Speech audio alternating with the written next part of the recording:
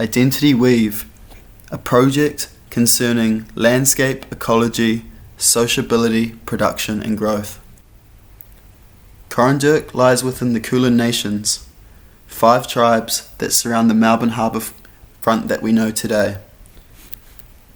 The people of QUANTOCK have a rich and long history with dealing with the trade of timber, which is where the understanding and use of fire manipulation stems from.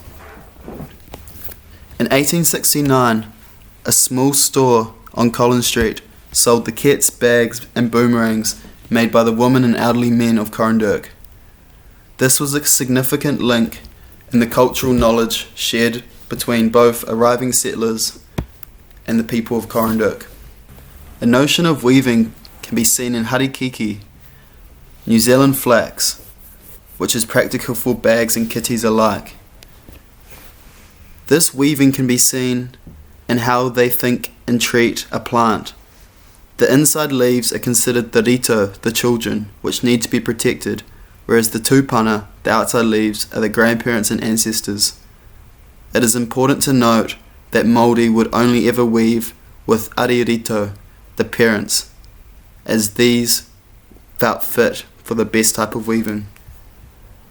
Returning to QUANTOCK and considering the landscape as an opportunity for export and growth and financial gain, is important to keep the station ticking forward in what is predominantly a commercial world.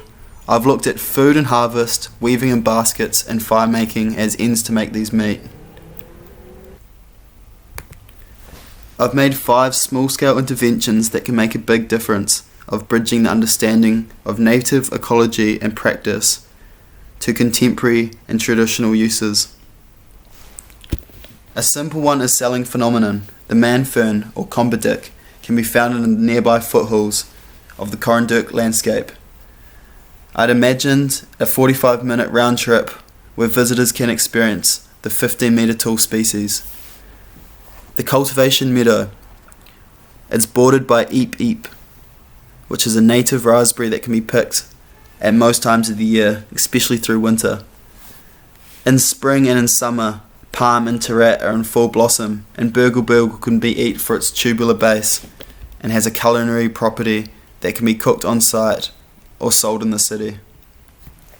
Karawang, or as I've called it, Karahang, is an intervention that combines the Lomandra lands and the grass picking and kitty making and bag weaving in an intervention that children can pick their own fruit and collect it in the basket. These bags can also be made on site and taken home, or if the production gets large enough, they can be sold back to the city, all for ecological gain and regeneration, as the money made can be put back into the landscape. Architecture for plants was an intervention that combined traditional building practice with a shade house, where cabin and more can exist, cabin being a running trailer that creates the shade for the more to grow to the best of its ability.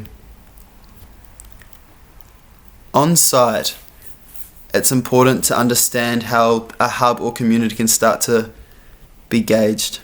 The Manford walking loop is in the nearby foothills, whereas the QUANTOCK Christmas bush trail can line the nearby river.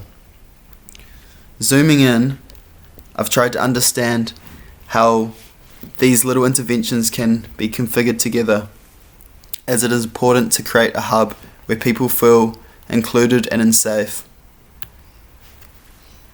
Wamninjeka, fit for all ages and storytelling, a place where cultural boundaries can be talked about, spoken to, and understanding, and a brighter future for the station and for Aboriginal culture alike can be sold, profited from, and ultimately benefit the ecology and the livelihoods of nearby communities as well as the elders of the station.